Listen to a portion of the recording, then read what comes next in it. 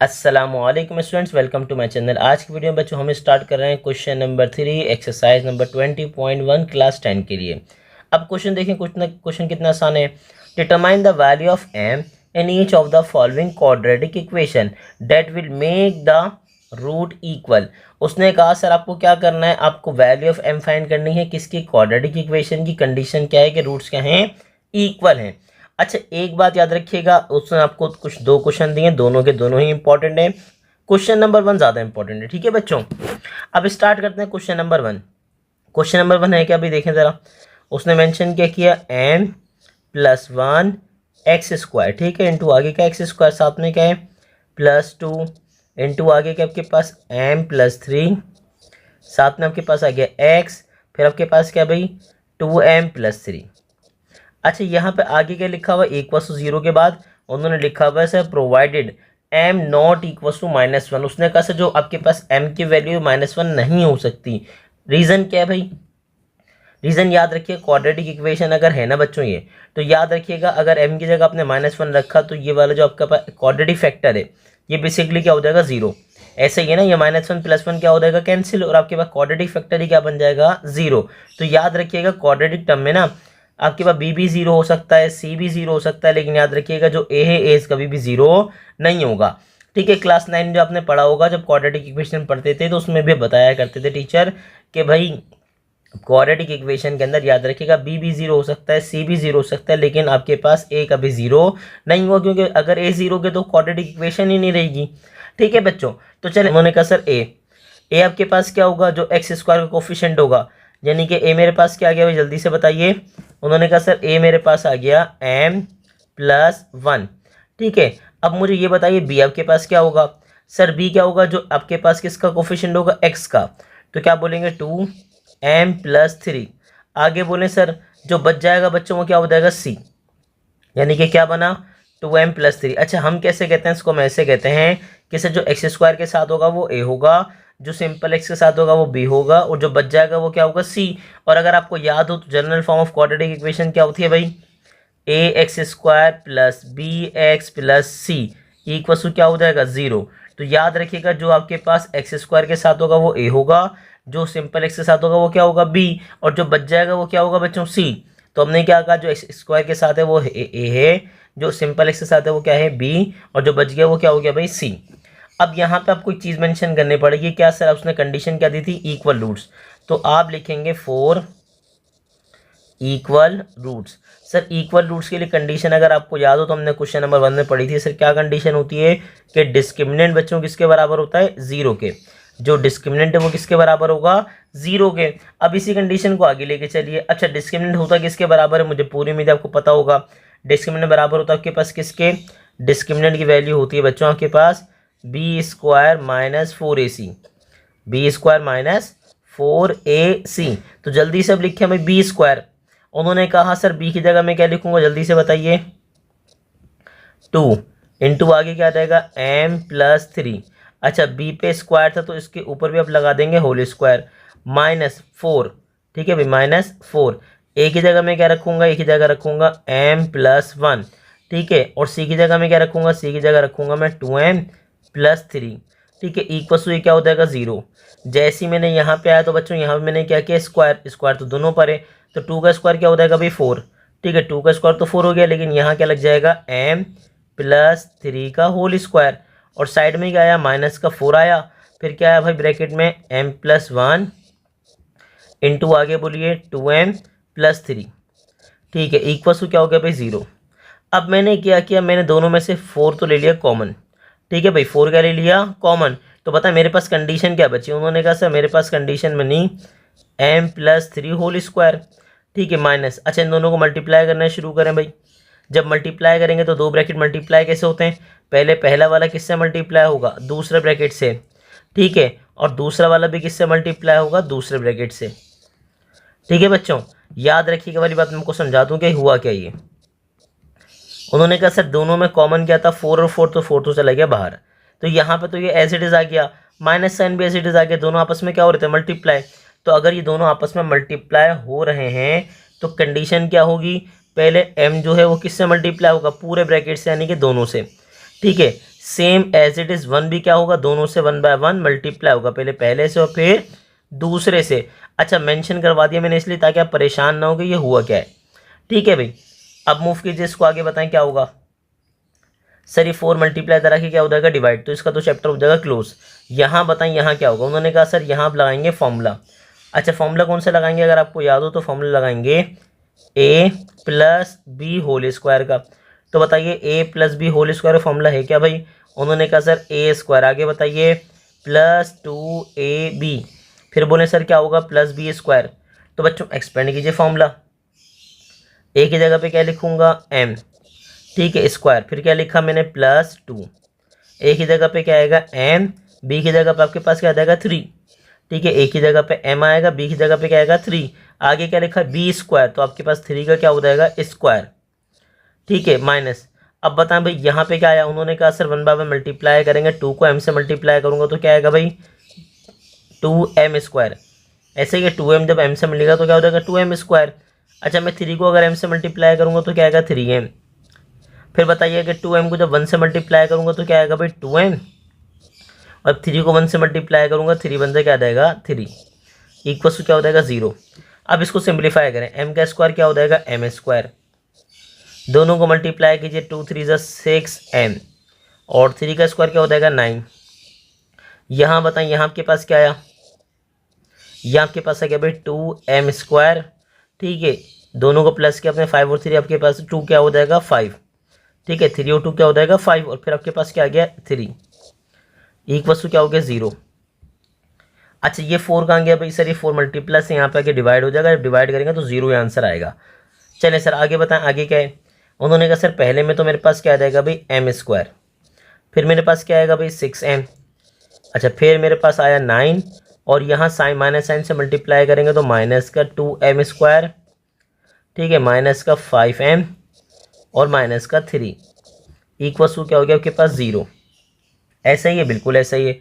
अब अगर आप 2m स्क्वायर में से m स्क्वायर माइनस करेंगे तो मेरे पास क्या बचेगा माइनस m स्क्वायर, ऐसे ही ना 2 में से आप 1 माइनस करेंगे तो 1 बचेगा, और साइन आएगी बड़े नंबर की, तो दोनों में से बड़ा नंबर है कौन 2, तो 2 की साइन क्या आ गई माइनस।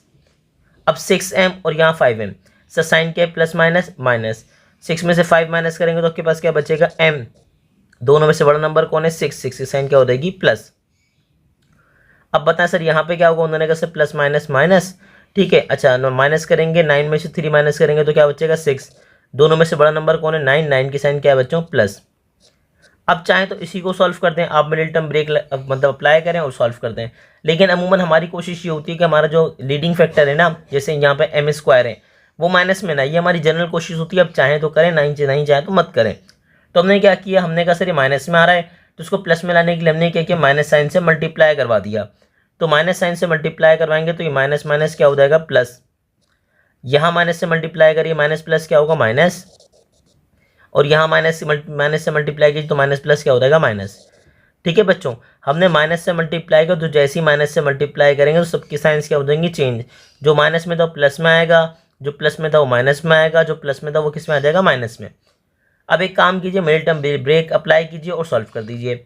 मिडिल टर्म ब्रेक में मुझे पूरी उम्मीद आपको पता होगा क्या होता है, कॉर्नर टू कॉर्नर क्या करते हैं मल्टीप्लाई, कॉर्नर टू कॉर्नर क्या करते हैं बच्चों मल्टीप्लाई, उन्होंने कहा सर बिल्कुल करते हैं मल्टीप्लाई करें आज। अब उन्होंने कहा सर आपके पास है क्या, हमारे पास है भाई 6, तो 6 के लीजिए फैक्टर्स, तो 6 के जब मैं फैक्टर लूँगा तो क्या आएगा भाई 2 3 ज़ा 6 और 3 1 ज़ा 3।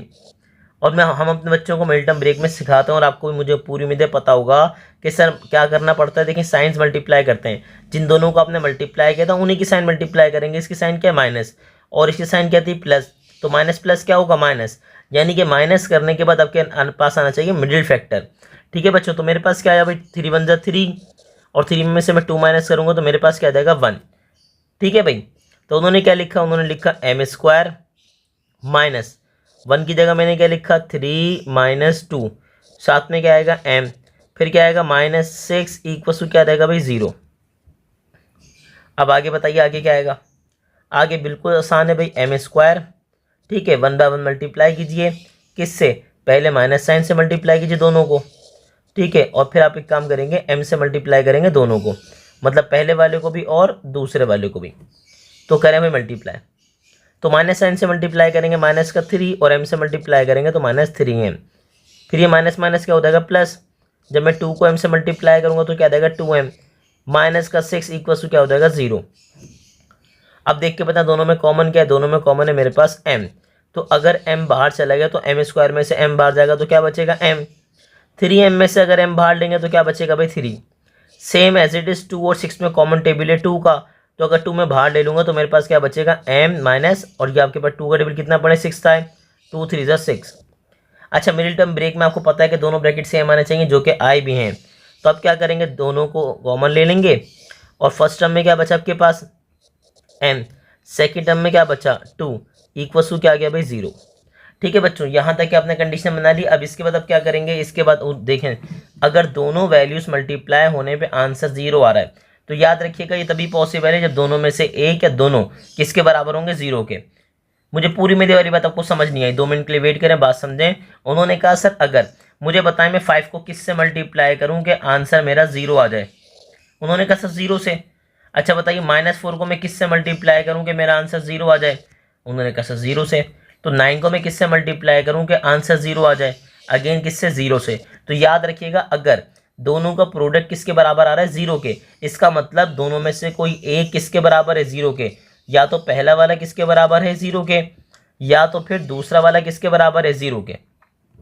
ठीक है, या तो पहला वाला या तो दूसरा वाला, दोनों में से कोई एक किसके बराबर है 0 के। तो हमने क्या किया, हमने पहले वाले को भी 0 के बराबर ले लिया, ठीक है, और हमने दूसरे वाले को भी किसके बराबर ले लिया 0 के। क्योंकि अगर प्रोडक्ट 0 के बराबर आ रहा है, दोनों का प्रोडक्ट किसके बराबर आ रहा है 0 के, तो तभी पॉसिबल है जब या तो पहला वाला 0 के इक्वल है भाई, या तो दूसरा वाला। तो इस कंडीशन लगा के आपके पास m की पहली वैल्यू आ गई और m की दूसरी वैल्यू बताइए, प्लस का 2 इधर आके क्या हो जाएगा भाई माइनस का 2, यानी कि m की मेरे पास पहली वैल्यू भी आ गई और m की मेरे पास दूसरी वैल्यूज़ भी आ गई। और आपको फाइंड क्या करना था, फाइंड करनी थी m की वैल्यूज़। तो कितना आसान था, थोड़ा सा लेंथी क्वेश्चन था लेकिन आसान था। ठीक है बच्चों, तो इसकी प्रैक्टिस कीजिए और अब मूव करेंगे इसके हम सेकंड पार्ट पे। अब स्टार्ट करेंगे हम इसका पार्ट नंबर 2 जो कि बहुत आसान होने वाला है पार्ट नंबर 1 से। तो याद रखिएगा, चलिए स्टार्ट करते हैं पार्ट नंबर 2। अच्छा पार्ट नंबर 2 में क्या है भाई 9x², फिर आपके पास क्या है प्लस mx, और फिर क्या है प्लस 16 इक्वल टू क्या गया भाई 0। अच्छा इसके बाद अब क्या करेंगे, वही वाली कंडीशन जो आपने वहाँ अप्लाई की थी ABC। ए बताएं, उन्होंने कहा सर ए आपके पास क्या होगा एक्स स्क्वायर का कोफिशिएंट यानी कि 9, बी आपके पास क्या होगा सर एक्स का कोफिशिएंट यानी कि m, और सर जो बच जाएगा वो आपके पास क्या हो जाएगा सी, यानी कि सी मेरे पास आ गया कॉन्स्टेंट 16। ठीक है भाई, अब वही वाली बातें रिपीट करेंगे आप। क्या उन्होंने कहा सर अगर कंडीशन क्या है आपको फाइंड करनी है m की वैल्यू। अच्छा और आपके पास कंडीशन क्या है, रूट्स क्या है इक्वल, तो वही वाली बात रिपीट करेंगे 4, ठीक है, equal roots. Sir equal roots के लिए कंडीशन क्या होगी बताइए। उन्होंने कहा सर इक्वल रूट्स के लिए कंडीशन ये होगी कि जो डिस्क्रिमिनेंट है बच्चों वो किसके बराबर आएगा 0 के। ठीक है, और डिस्क्रिमिनेंट की वैल्यू क्या होती है याद होगा आपको। उन्होंने कहा सर डिस्क्रिमिनेंट बराबर होता है किसके, b² माइनस 4ac के, b² माइनस 4ac के।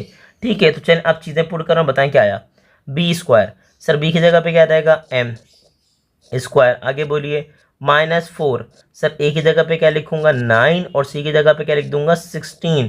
ठीक है, और कंडीशन क्या थी भाई, कंडीशन ये थी इक्वल टू क्या आएगा 0। ठीक है भाई, इक्वल टू क्या आएगा 0 आएगा। अब जल्दी शुरू कीजिए, उन्होंने कहा सर m का स्क्वायर क्या हो जाएगा m²। ठीक है, और जब आप तीनों को मल्टीप्लाई करेंगे तो हमारे पास क्या आ जाएगा बच्चों, मेरे पास आ जाएगा 576 इक्वल टू क्या हो जाएगा 0। ठीक है, अब वही वाली बात, गेम किसके लिए खेलना था m के लिए, तो बच्चों ये माइनस का उधर आके क्या हो जाएगा भाई प्लस का 576। अब वही बात है सर गेम खेलना है m के लिए, लेकिन m पे क्या लगा हुआ है स्क्वायर लगा हुआ है। अगर m पे स्क्वायर लगा हुआ है तो स्क्वायर कैसे हटाएंगे। उन्होंने कहा सर मैं मेंशन कर दूंगा टेकिंग, ठीक है, टेकिंग स्क्वायर, ठीक है, square root on both sides. मैंने क्या किया, मैंने अप्लाई कर दिया भाई स्क्वायर रूट अप्लाई कर दिया, और कहाँ अप्लाई कर दिया बोथ साइड्स अप्लाई कर दिया। तो जैसे ही मैं square root both sides apply करूंगा तो देखें यहाँ पे आपके पास क्या आ जाएगा m के स्क्वायर, m स्क्वायर पे क्या आ जाएगा स्क्वायर रूट। ठीक है, और वो स्क्वायर रूट आपके पास क्या आ जाएगा किसका 576 का। लेकिन याद रखिएगा 576 का एक स्क्वायर रूट नहीं आएगा, दो आएंगे, एक पॉजिटिव आएगा दूसरा क्या आएगा नेगेटिव। तो यहाँ पे स्क्वायर से रूट क्या हो जाएगा कैंसिल, यानी कि मेरे पास क्या आ गया m। अब उन्होंने कहा सर किसका मैं स्क्वायर लूँ, कि मेरे पास 576 आ जाए, तो परेशान हो ही नहीं, कैलकुलेटर में लिखें आप 576, ठीक है, और क्या प्रेस करते हैं, स्क्वायर रूट का बटन। तो बताएं मेरे पास क्या आया, उन्होंने कहा सर मेरे पास आ गया 24, ठीक है, यानी कि मेरे पास m की 2 वैल्यूज आ गई। m की पहली वैल्यू क्या आ गई भाई, मेरे पास आ गई 24, ठीक है, और उन्होंने कहा सर m की सेकंड वैल्यू मेरे पास क्या आ गई, उन्होंने कहा सर m की सेकंड वैल्यू आ गई -24, ठीक है। तो m पहला भी आ गया, m दूसरा भी आ गया, और यही आपका क्या हो गया, प्यारा सा आंसर। मुझे पूरी उम्मीद है कि आपको क्वेश्चन नंबर 3 प्रॉपर्ली समझ आ गया होगा, तो उसकी भरपूर प्रैक्टिस कीजिए, और ऐसे ही इन्फॉर्मेटिव वीडियोस देखने के लिए हमारे चैनल को लाइक कीजिए, सब्सक्राइब कीजिए, और ज़्यादा से ज़्यादा बच्चों शेयर कीजिए।